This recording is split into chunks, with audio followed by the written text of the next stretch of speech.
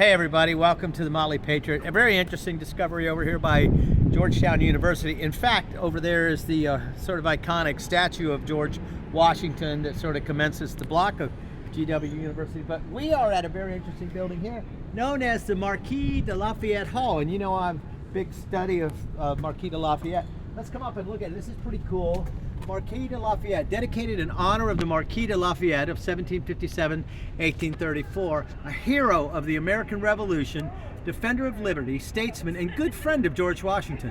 In 1777, the 20-year-old Marie Paul Joseph Paul Yves Roux Gilbert de Montier, Marquis de Lafayette, I'm going to try that again, c'est la vie, purchased a ship and sailed with a party of soldiers, adventurers from France to America to join Washington's army. So impressed was a young Marquis that he was made Major General without pay by the Continental Congress and George Washington's staff.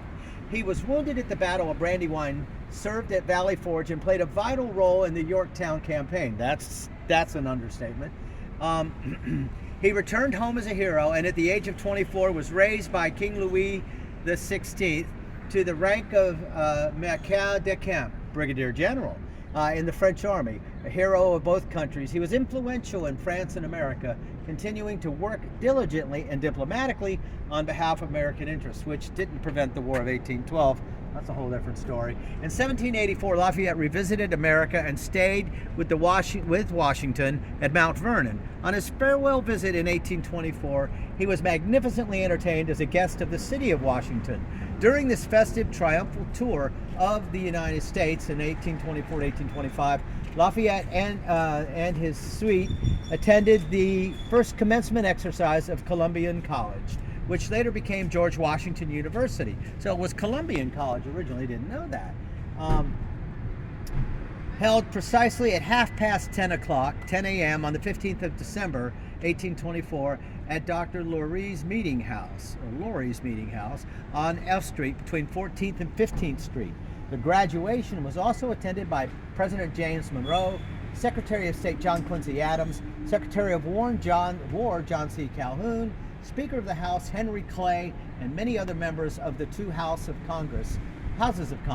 After the ceremony, General Lafayette was welcomed by the first president of Columbian College, the Reverend Dr. William Stanton. Oh, look at that.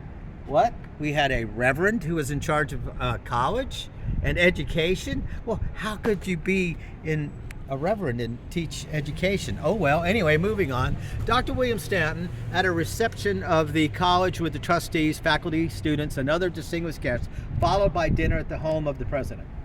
All in all, the first commencement day of our very young Columbian College was truly splendid, exceeding all expectations. Indeed, it was one that would have done honor to any of the older universities in the nation.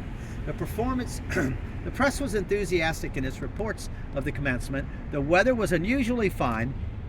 Every part of the performance evinced talents and mental cultivation of a high order. The house was crowded with an intelligent and fashionable auditory. Music was furnished by the United States Marine Band.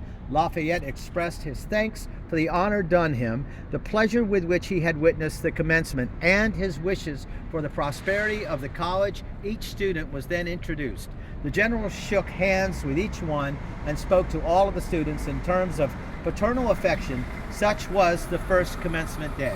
Very nice presentation, and here's a nice little emblem of the Marquis de Lafayette. There you go. Pretty cool stuff.